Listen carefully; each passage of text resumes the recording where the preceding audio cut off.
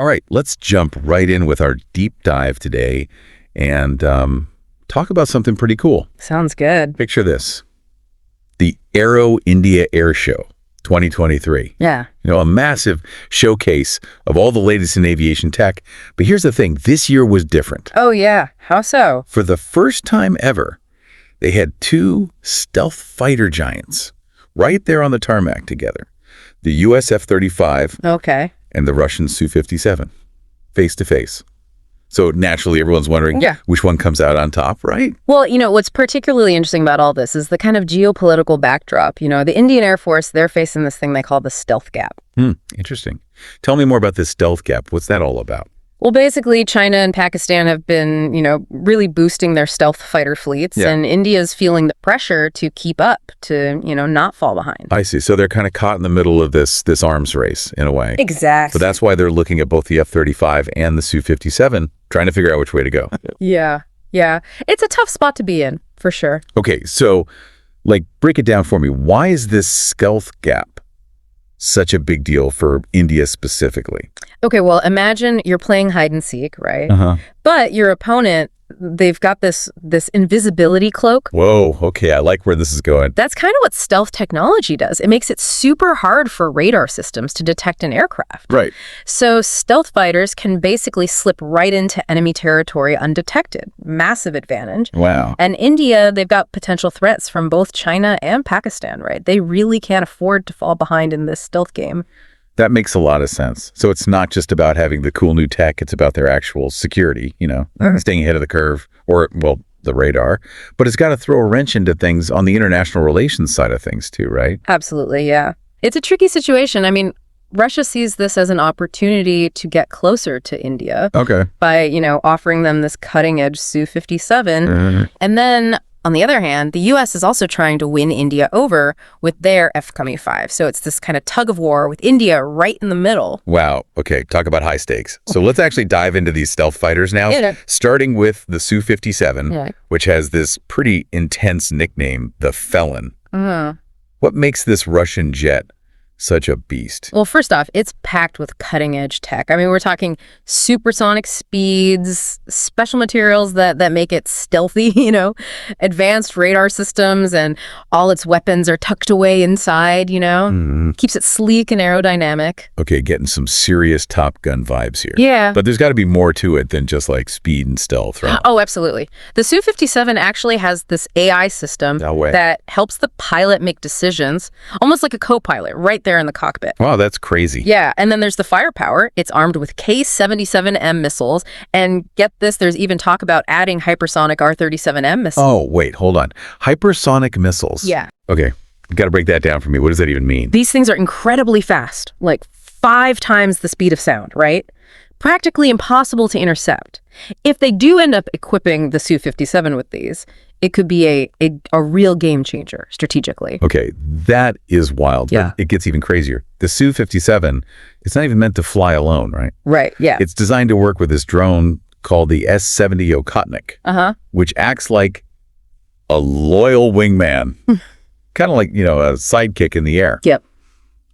Imagine a whole pack of these things coordinating attacks, I mean, that's a force to be reckoned with, for sure. That's exactly right. This whole loyal wingman concept, it's really changing the game in air combat these days. So you have this manned fighter jet, like the Su-57, and it can actually command these drones, essentially extending its reach and firepower. Wow. It's like having an extra set of eyes and a whole bunch of extra missiles up there in the sky. That is incredible. And it sounds like Russia isn't stopping there. They're claiming the Su-57 is just the first step towards their 6th-generation aircraft. That's a pretty bold statement, right? It is. I mean, it remains to be seen if they can pull it off, but it definitely shows how ambitious they are when it comes to, pushing the boundaries of what's possible in aviation technology. Okay, so we've got this Russian contender, the Su-57, a pretty fearsome machine by the sounds of it. Definitely. But now let's hop across the Pacific and check out the American challenger, the F-35. Oh, yeah. Now, they call this one the flying computer, which is, pretty intriguing, right? Yeah. And they've taken a very different approach from what I understand. Yeah, the F-35, it's all about scale and integration. So while the Su-57's production is, kind of limited, there are already over 1,000 F-35s out there. Wow. Yeah, and it's become this global platform with countries all over Europe and Asia flying it. So it's a bit of a numbers game, huh? In a way, yeah. But I'm guessing the F-35 isn't just winning by sheer quantity, right? What else is going on there? What makes it so special? Well, the F-35's real strength is its brain power, like its computer system. Oh, interesting. Yeah, it's like a flying supercomputer that can see, hear, and think better than anything else up there. That's why they call it the flying computer. Hold on. So it's more than just a fighter jet. It's like a network on wings or something. Exactly. That's a great way to put it. The F-35 is all about gathering tons of information, Okay. processing it instantly, and then sharing it with other aircraft and systems. So think about it. It can actually see enemy aircraft even before they know the F-35 is there. It can track ground targets and guide missiles with pinpoint accuracy. That's pretty incredible. It is, yeah. And I also heard there's another cool trick up the F-35 sleeve. What's that? It's constantly evolving, right? Yes. Getting software updates, kind of like our smartphones. That's right. The F-35's designed with this open architecture, which means they can easily add new technologies and capabilities, and they can literally send out these software updates that teach the jet to do new things. So they can download new skills for this thing. Pretty much, yeah. That's amazing. It really is cutting edge stuff. It's a constantly evolving platform, always one step ahead of the game. Okay, this is all very impressive. Oh, and there's one more thing about the F-35 that might surprise you. Okay, hit me with it. It's actually the only fifth-generation fighter jet that can carry nuclear weapons. Whoa. Yeah. Okay, that puts it in a whole different category then, doesn't it? Absolutely. It means the F-35 isn't just about winning, dogfights. It's about deterring enemies and keeping the peace on a global scale. All right, so we've got these two incredible machines with their own, strengths and weaknesses. But now it's time for the ultimate showdown. Okay. F-35 versus the Su-57. Yeah. Head to head. Let's start with stealth. Where do they stand? Well, they're both designed to be, difficult to detect on radar. And the Su-57 has come a long way with its stealth technology, but the F-35 it's still considered to be stealthier overall. Really? Why is that? What gives the F-35 that edge? Well, it's a combination of things. It's the shape of the aircraft itself. It's designed to deflect radar waves, and then it's covered in these special materials that absorb radar signals. So it's basically shrinking its radar signature, the size of the blip it makes on an enemy radar screen. Oh, I see. So it's got like a smaller target on its back, so to speak. Exactly. And the F-35 team, they've been incredibly meticulous in making sure every little detail contributes to its stealthiness. Okay, so stealth is one thing. Right. But what about their brains? Which jet has the better sensors and computing power? Oh, this round definitely goes to the F-35. Its sensors and computer system are way ahead, light years ahead, really. So you've got the central computer. It acts like a brain, pulling in information from all its different sensors, radar, electronic warfare systems, even infrared cameras. And then it takes all that data and creates this complete picture of what's happening in the battle space. It's called sensor fusion, basically, combining data from multiple sources to get a better understanding of the situation. So it's like the F-35 can see the battlefield more clearly than the Su-57. Well, it's more than just seeing, right? Yeah. The F-35 can analyze and understand all that information much faster than the Su-57, which gives the pilot a serious advantage when it comes to making, split-second decisions in a combat situation. Okay, that makes sense. Let's talk about firepower. Okay. What kind of weapons are we talking about here? Well, both jets pack a serious punch, no doubt. The F-35 has a whole range of missiles for taking down other aircraft and attacking ground targets. But the Su-57, it might actually have an advantage in those long-range engagements, especially with those hypersonic missiles we talked about earlier. So each jet has its own advantages then. Yeah. The F-35 with its stealth and situational awareness, and the Su-57 with the potential for those long-range strikes. That's right. It's a fascinating contest, each with their own strengths. But there is one area where the F-35 has a clear advantage: production and global presence. Right. Back to the numbers game. How does that factor into all this? Well, the F-35's widespread adoption, it means it has this robust support network, shared intelligence, constant updates based on real-world experience from all over the globe. Because that's just about the jet itself. It's about the whole system that supports it, the infrastructure. Exactly. And that system, it gives the F-35 a significant strategic advantage. Wow, this has been an incredible deep dive so far. It has, yeah. We've covered the technology, the stealth capabilities, the sensors, even these mind-blowing hypersonic weapons. It's a lot to take in. It is. But there's still so much more to explore, right? Absolutely. We've only just scratched the surface, you know.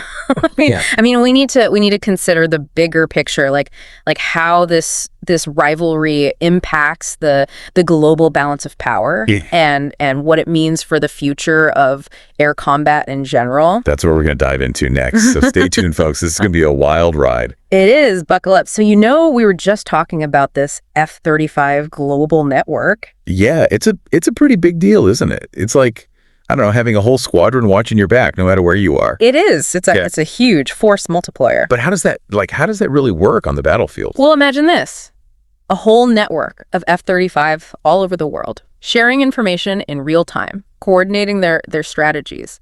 They can see the whole picture in a way that no single jet or even a small group of jets ever could. So it's almost like a hive mind? Yeah. Constantly learning and adapting. Kinda, yeah. It's a bit unnerving if you think about it too much, but it's incredibly effective. Okay, let's bring it back to India for a sec. They're trying to decide between these two titans of the sky. Yeah.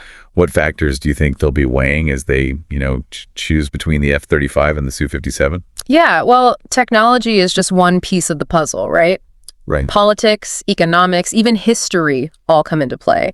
India has this long-standing relationship with Russia, which might make the Su-57 tempting, Wouldn't the F-35's track record and that global support network be like huge selling points for India? Yeah. Especially with China, kind of looming over them. Oh, absolutely. Those are definitely strong arguments for the F-35. But, we can't forget about the Su-57. It's a serious contender with its own unique strengths. And Russia, they're going to offer some pretty sweet deals, I'm sure, to try and win India over. This is a tough call for India. It's not just picking the best jet on paper. Right. It's about, making this strategic choice that really aligns with their long-term goals. Exactly. It's like a high-stakes game of chess, and they've got to be very careful about their next move. Okay, let's shift gears for a minute here and talk about, the future of air combat as a whole. Okay. What are the big trends that you think are going to shape the battlefield of tomorrow? Autonomy. We've touched on the whole loyal wingman drone concept. Right. But that's really just the beginning. We're moving toward a world where AI plays a much bigger role in warfare. Wait, AI making life or death decisions in the middle of a battle?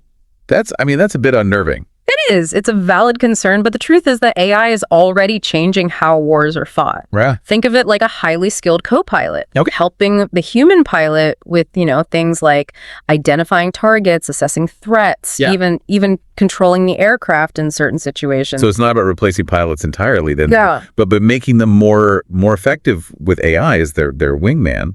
Exactly. Yeah, that's the general idea. It's all about this human-machine partnership where AI boosts human decision-making and reaction times. That makes sense. But, can the F-35 and the Su-57 keep up with this rapid pace of development? Yeah. Especially with all the advancements in AI and autonomy. Yeah, that's the million-dollar question. The F-35, with its adaptable design and regular software updates, it seems well-equipped to handle these changes. But what about the Su-57? Can it stay in the race technologically? Yeah, what about the Su-57? Can Russia keep pace? Well, the Su-57 has, it's had its share of bumps in the road, developmentally speaking, with delays and some challenges. And it makes you wonder, can it really keep up long term?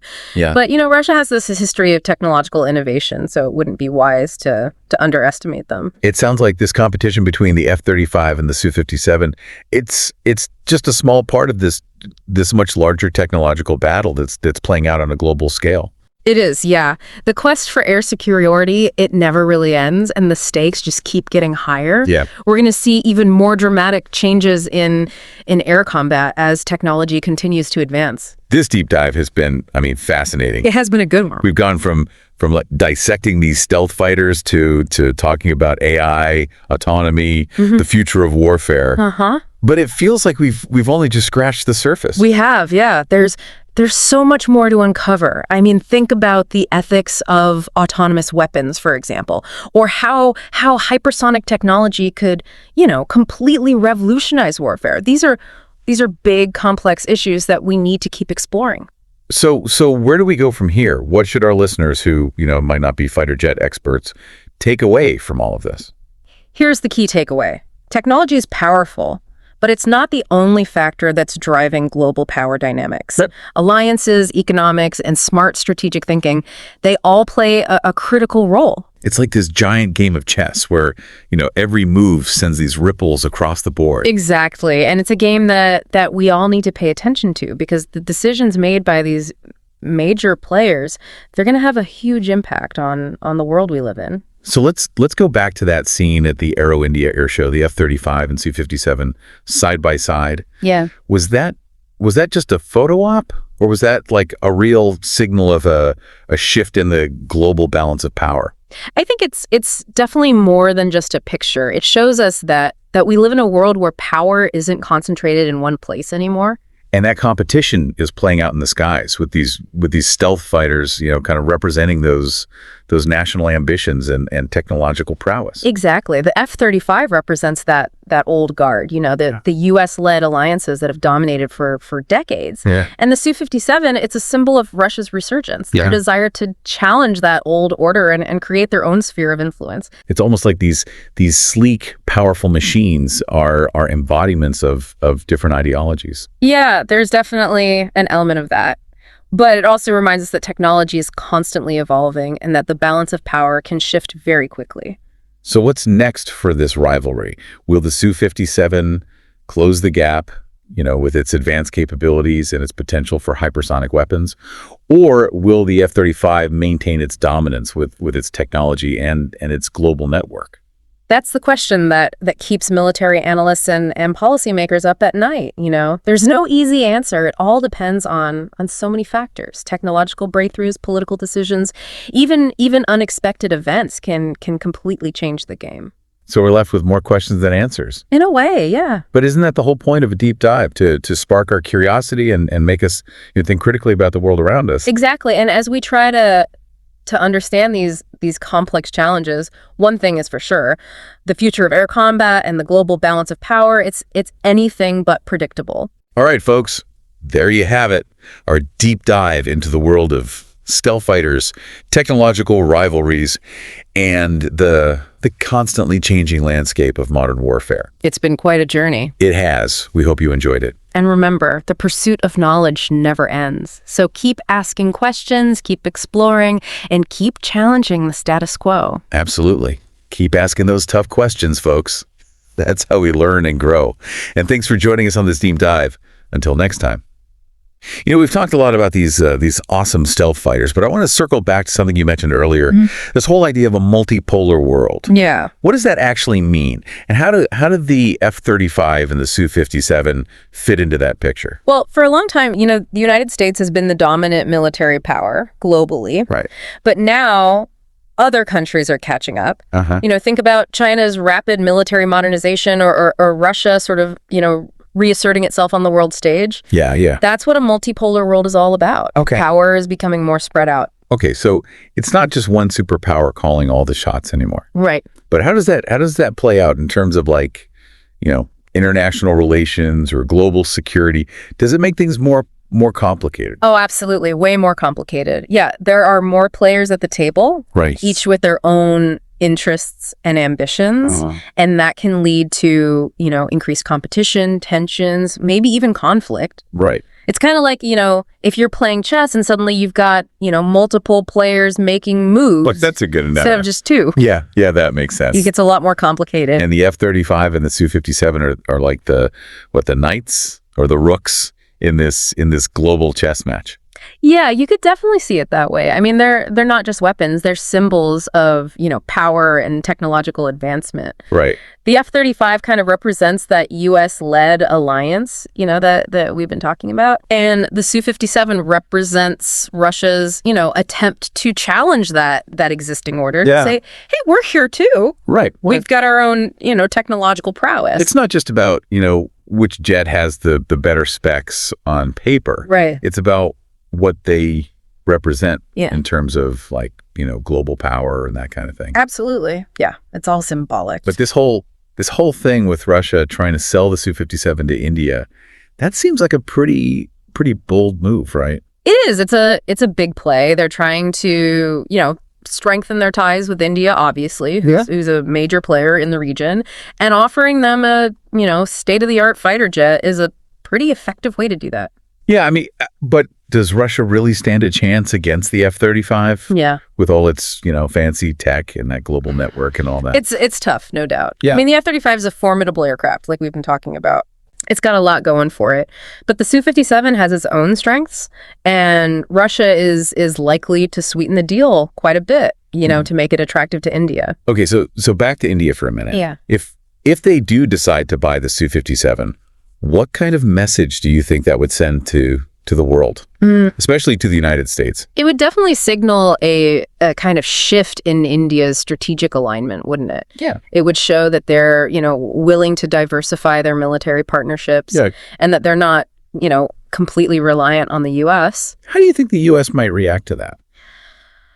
It's hard to say for sure, but it could potentially create some friction in the relationship. The U.S. has invested heavily in developing and promoting the F-35. Right. They see it as a key part of their global strategy. Right. So it'll be interesting to see how it all plays out. It seems like we're in for some interesting times, to say the least. Yeah.